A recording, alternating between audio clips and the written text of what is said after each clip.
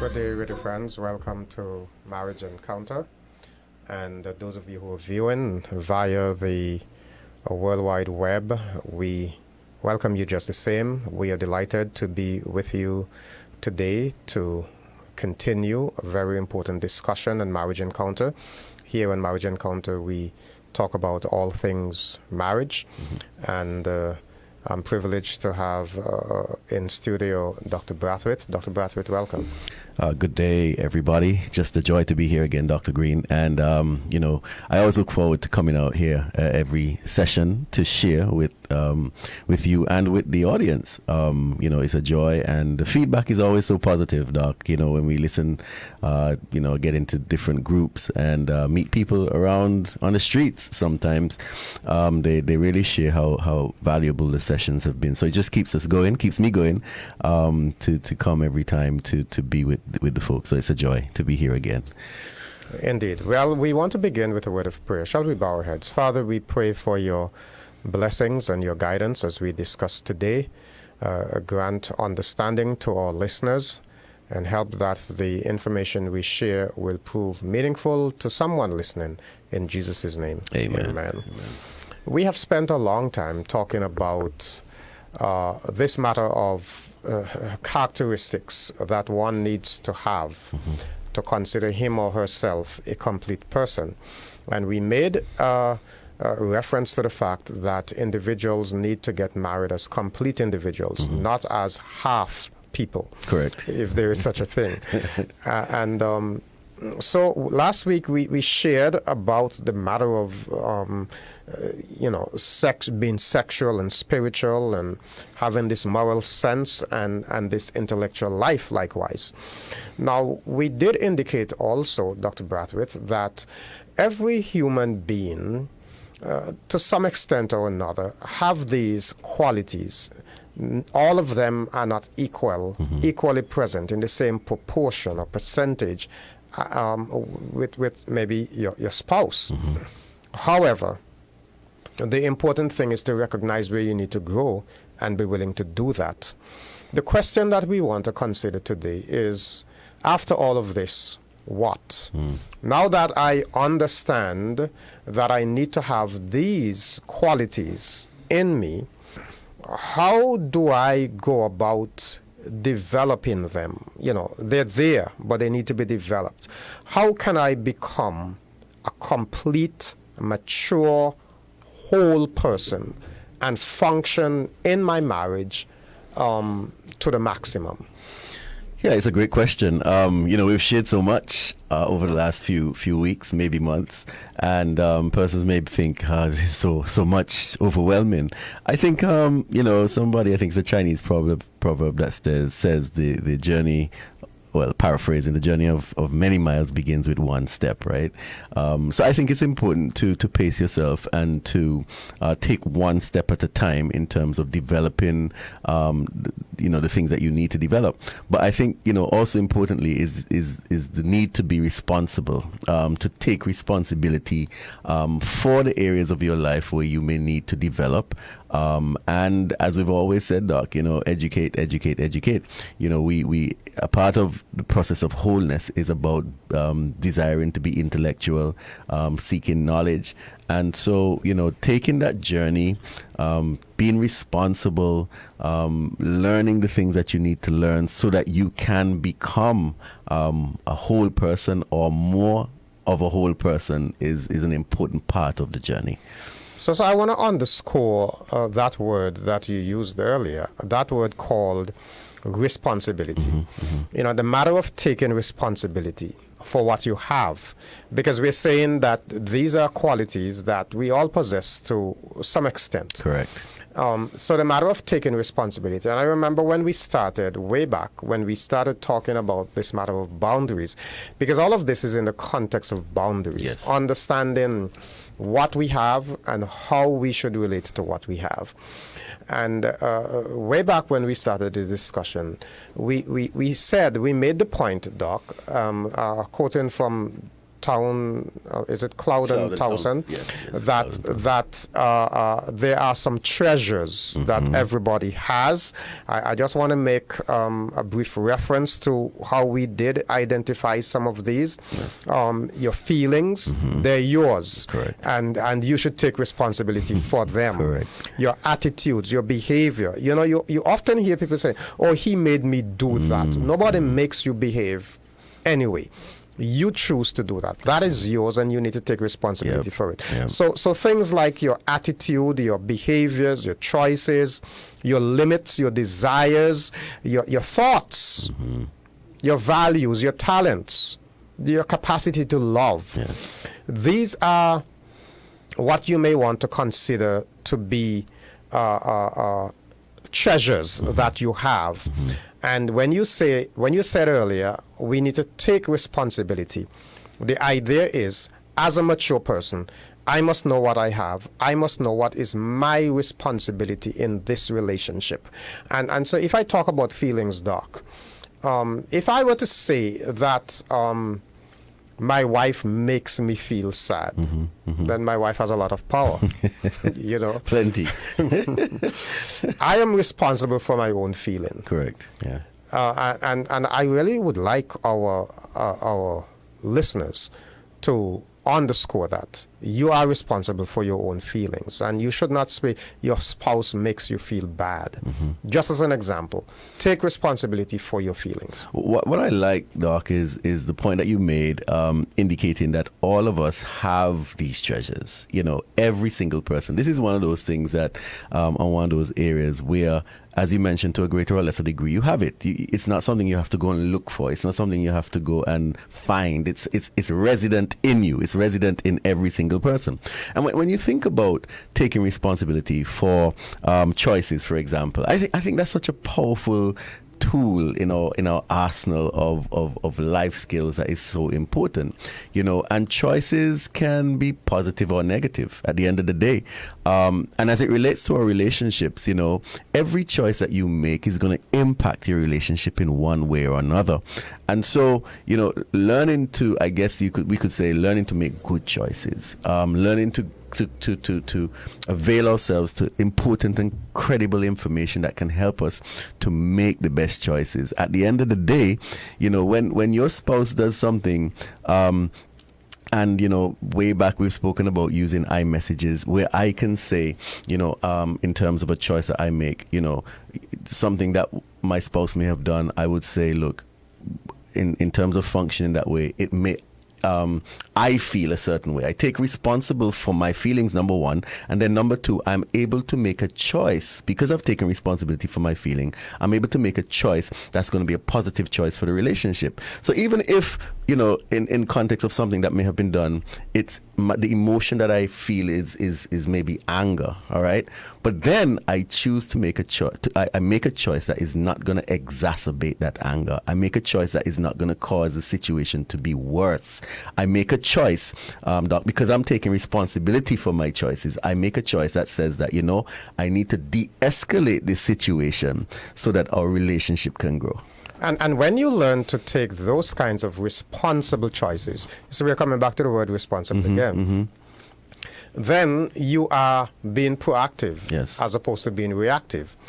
Because if there is a challenge between you and your spouse and you become angry, now, I like the way you put it, Dr. Braithwaite, you know, and in fact, you made the distinction. I don't know if it was intentional, but you made a distinction where you can say, I feel angry. Correct. There's a difference between I feel angry and you make me angry. Absolutely. You know, there's important a big difference there. Yes, That's right. Yes. So if you are feeling angry, you can choose to control your anger. Correct. Or you can choose to do something stupid. Correct. But because you're going to act responsibly, you are going to consider the outcome of your action.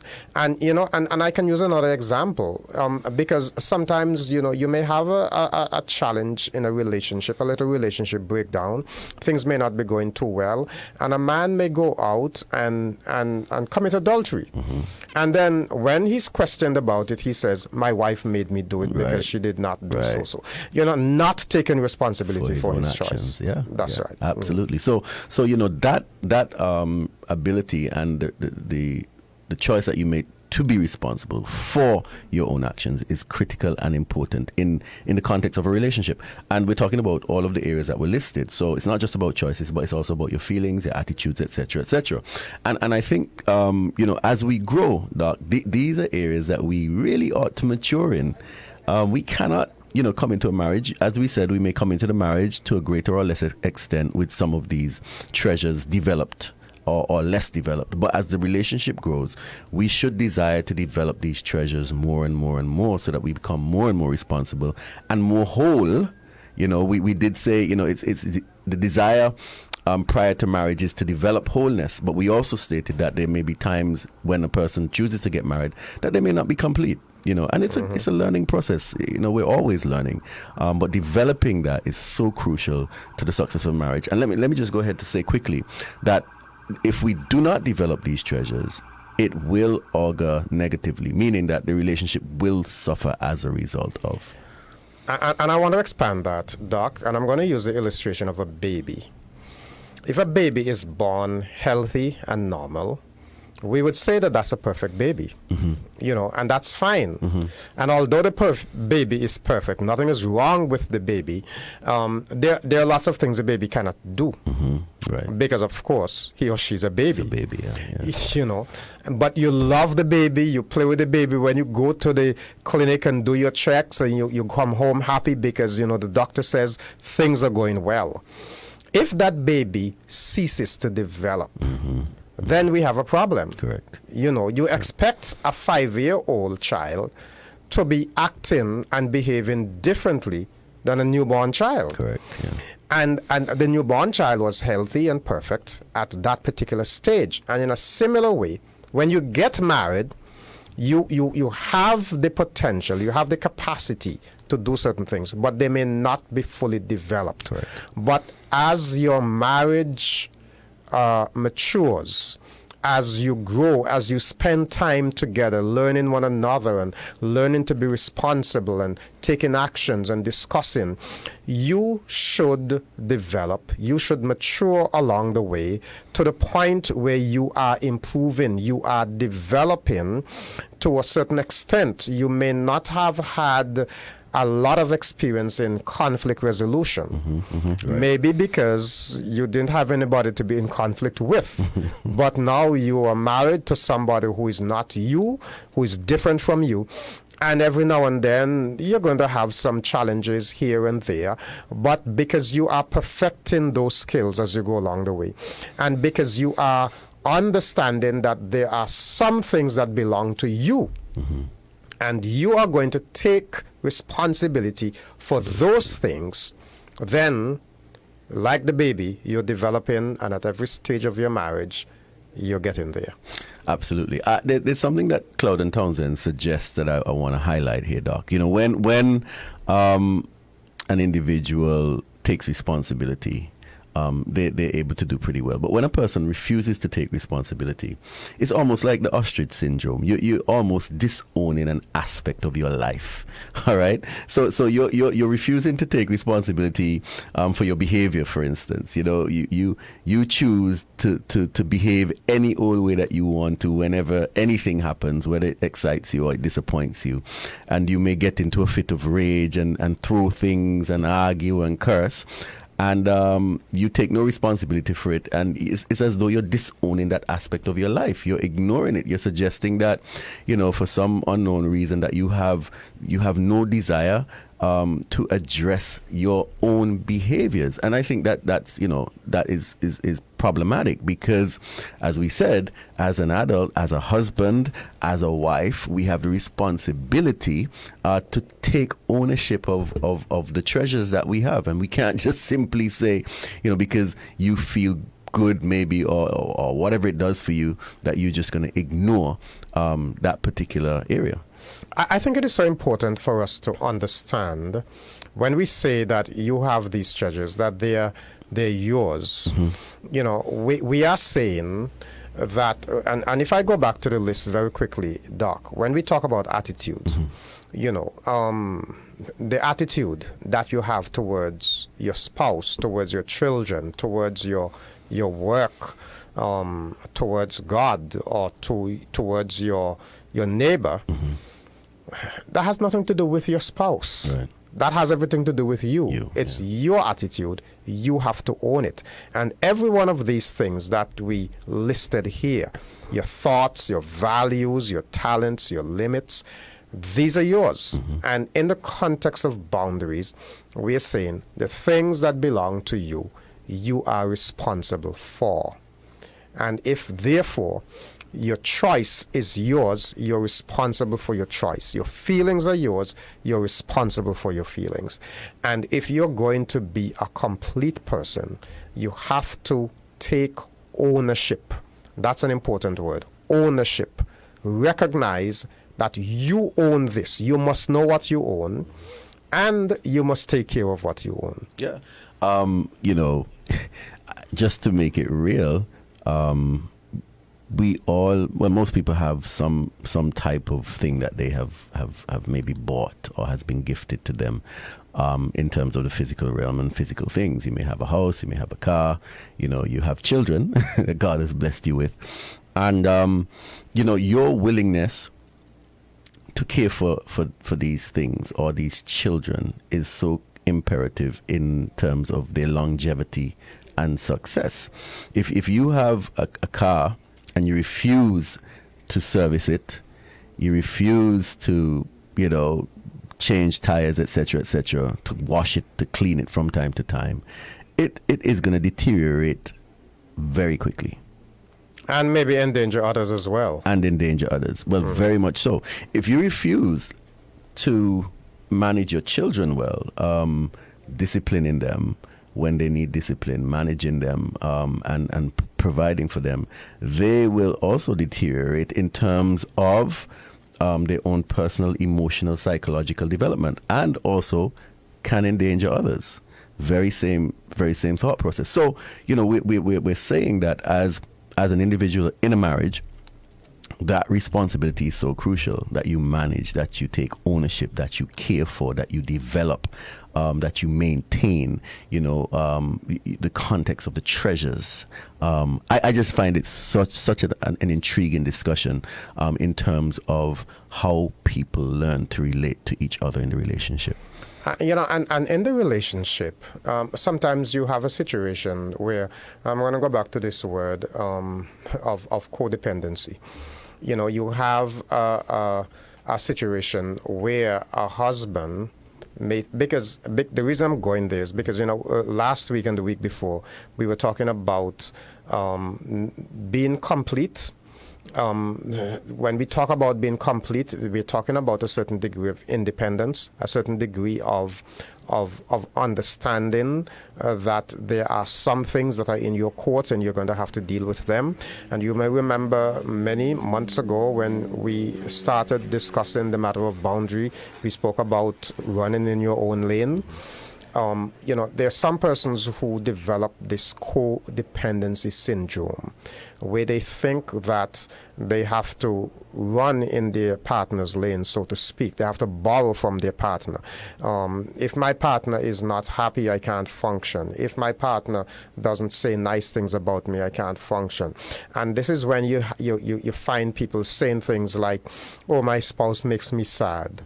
You know, the matter of understanding that you are an individual and that while you are supposed to be living in relationship with your spouse, while there are complementary functions in a marriage, you have to learn to recognize that you have a meaningful contribution to make. And you can only do so adequately when you are responsible. Yep. You mentioned, the word codependency, and so importantly, an individual, as you've mentioned, and I'm just restating, must take responsibility for their own feelings. Otherwise, as we've been saying over and over again, you're going to end up blaming the other person for your unhappiness, and that's irresponsible. It's irresponsible for you to blame another person for your unhappiness. You have to take responsibility for your own happiness. And we're in the context of boundaries. Boundaries causes you to protect yourself, right? And so you can do that in an amicable way in the context of a relationship, where you do establish solid, positive boundaries, and which causes the relationship to function in a more balanced way. All right. So all we're saying here is, look, it's important to take responsibility for how you feel. Whenever you feel a sense of anxiety, unhappiness, or anger, you have to ask yourself, why do I feel this way? Now, Doc, there's another twist that I want to put to this, right? Which is going to expand on the codependency syndrome issue that I raised just now. Mm-hmm. Now that we have underscored the importance of you learning to take responsibility for your own feelings, you are living in a relationship with your spouse. Mm-hmm. You should not only take responsibility for what you own, but you should also insist that your partner takes responsibility for what he or she owns.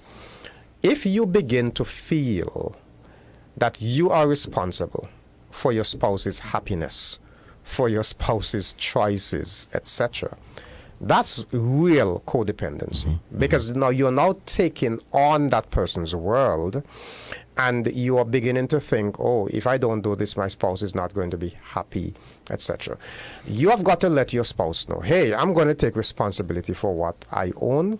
You have to take responsibility for what you own. Right. And sorry, I'm not responsible for your feelings. Mm-hmm, mm-hmm. I mean, you have to take responsibility for how you feel. That's why people should listen to Marriage Encounter together, because one person may feel, if a person says, I'm not responsible for your feelings, the other spouse may feel that you're being insensitive. And may even charge you with irresponsibility when you're really being responsible. That's exactly it. And so, it's important for both persons to be educated together, because when a person makes a statement of them not being responsible for your feelings, and also may further make the claim that I am responsible for mine and I need to help you, or I need for you to be responsible for your own.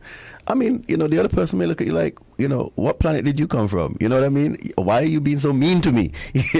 Why are you saying these things? When we got married first, you used to do this and you used to do that, but in the context of the relationship, a person begins to realize, you know what? I really can't make myself happy and still make my spouse happy. It's codependency. So I'm now maturing and helping you to understand where we are. It's important that we take this journey together so that we can learn together. That's right. And friends, we're not suggesting, when we say that you're responsible for your own feelings, your spouse is responsible for your own feelings. We're not suggesting that you need to be insensitive. Mm-hmm. We're not suggesting that you do things that will wantonly aggravate your spouse. Correct. No, because you're operating in a loving, caring environment.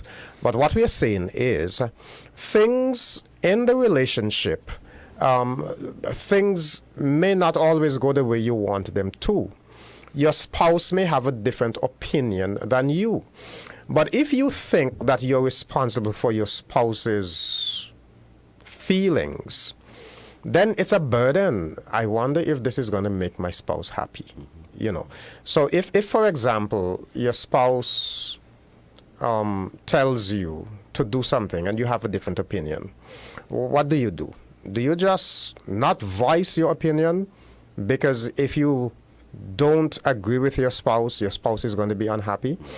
So if you have a spouse who can't be happy because you have a different opinion, then we have a challenge. That's right. That is so powerful. And I mean, that needs to sink in, I think, because persons need to understand that in the journey of life, although we are one, we said it some time ago, we're two sides almost of the same coin. There's a heads and a tails, but it's one unit. In your marriage, you are one unit, but you do have your own personalities, and you have the freedom to disagree. But your disagreement doesn't mean that you don't love your spouse and that you don't care for them and that you don't want the best for them. But it simply means that, look, my opinion is a little different to yours. You know, I don't do things the same way that you do.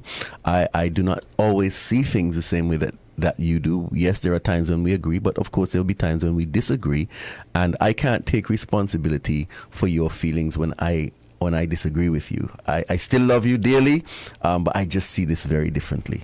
But it's a part of being mature to understand that my spouse doesn't agree with me, but I still love my spouse, right. and because my spouse doesn't agree with me, should not make me sad, should not make me go in my room and close my door and cry because my spouse doesn't agree with me. Right. That's being immature. Absolutely. That's like being a child in a candy store when your parents say, no, you can't have that candy, it's not good for you, and you begin to throw a tantrum. Right. That is not responsibility at all. But a lot of relationships have been built on codependency, because for some reason people think that codependency is what true love is about. So you do as when I have an opinion, you agree with my opinion, and if you don't agree with my opinion, then you're taking a side against me, so to speak.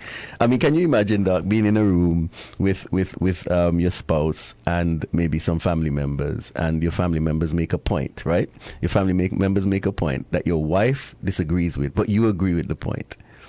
Right, and if you tell your spouse in the company of those folks, look, I agree with the family members. When you get home in the night, oh, you took a side against me. I don't know what kind of husband you are. I don't know. I'm so sorry that we only have one more minute. Yeah, it is an interesting discussion, and the reason I think we need to expand on this next week, Doc, is that I can just envision that there's some people who are listening who may be disturbed right now, who may be wondering, well, what am I hearing here? Right. Well, what you're hearing is that you are responsible for your own feelings, and your happiness should not be based on your partner's reaction, because the moment your partner begins to do some things that you don't like, then you become unhappy. That means that you have no control over your feelings. And that is not a good place to be at all. But that's all the time we have for today. We will continue this very intriguing discussion next week. We encourage you to tune in. And if you are not listening to your spouse, remember what Dr. Braithwaite just said. It's a good idea to listen to Marriage Encounter with your spouse. If you have questions, comments, or concerns, please feel free to write to us, Marriage Encounter at slcadventist.org. Marriage Encounter at slcadventist.org. Until next week, may God's blessings be yours.